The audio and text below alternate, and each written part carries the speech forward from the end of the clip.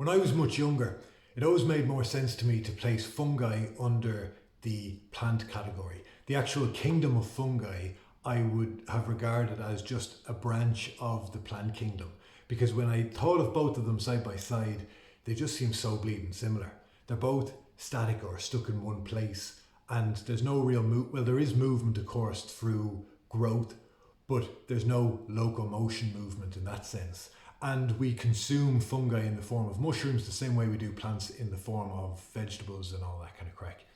But that's not doing justice to the kingdom of fungi. Well, I mean, it's just plain wrong, of course, but there have been a few clips now where I've spoken about how fungi either attack trees or negatively impact on their health or try to get in there.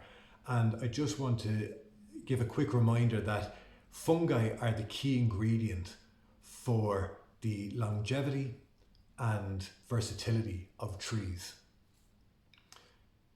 Beneficial symbiotic relationships formed with fungi on the roots of trees enable trees to adapt to different climates and conditions, and they bridge the gap between the physical tree root and its ability to draw up the nutrients.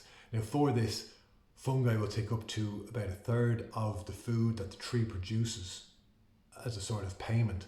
That's no bother for the tree. It seems like a lot, but the tree is producing an abundance of that up in the leaves and able to send that down, but it's not able to draw up these nutrients from the soil without the help of the fungi. And of course there are many negative fungi which impact negatively on trees, like the honey fungus, Armillaria mellea. It's not native to Ireland. It gets in at the roots and can destroy whole woodlands, but we shouldn't be tarnishing them all with the same brush.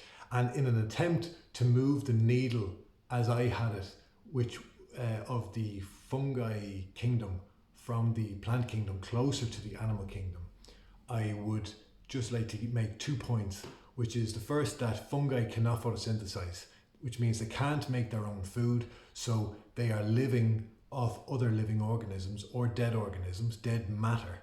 They're able to draw up their nutrients that way.